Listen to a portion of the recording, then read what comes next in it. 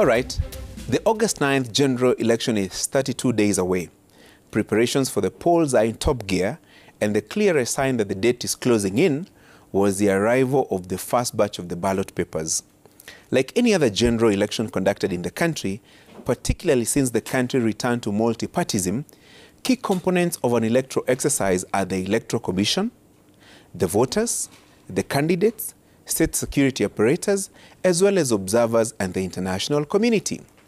I will tonight want to focus on one of these components, the voters. Yes, I want to look at the voter register that has 22,120,458 registered voters spread across 46,232 polling stations.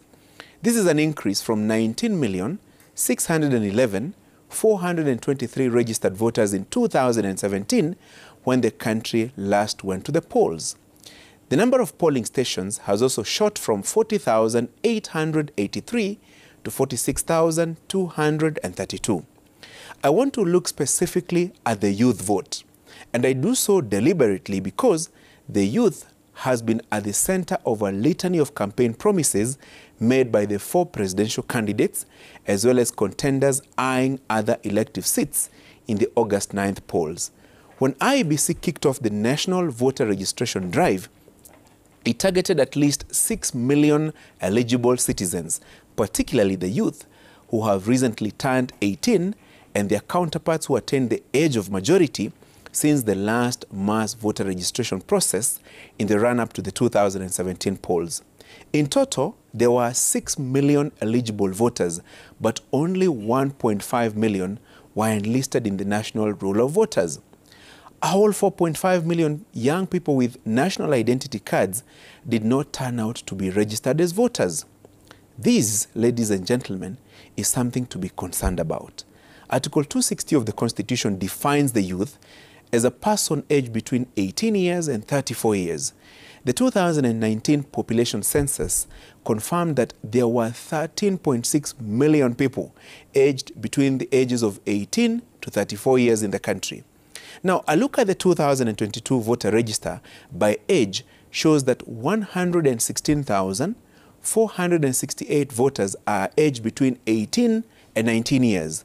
1.9 million are 20 to 24 year old. 3.3 million are between the ages of 30 to 34 years.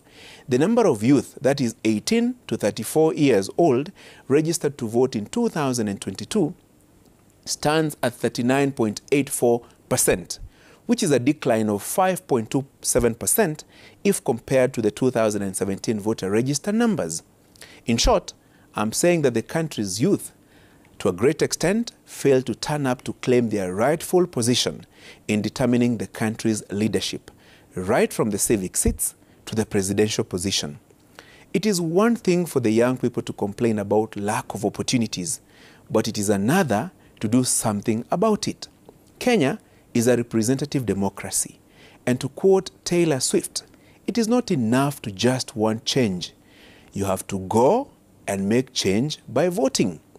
If you're watching us tonight and has attained the age of 18 and did not register as a voter, you, yes you, together with 5 million others, denied the country an opportunity to make a firm decision at the ballot on its leadership. You just lost your most potent weapon to define how our country will be governed in the next 5 years.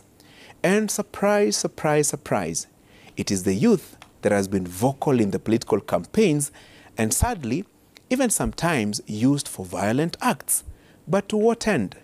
Since the voter registration is over and those who will participate in the August polls are known, Nanette Avery has a lesson for our country's youth. In 2027, talk is cheap, voting is free. Take it to the polls. That's my punchline.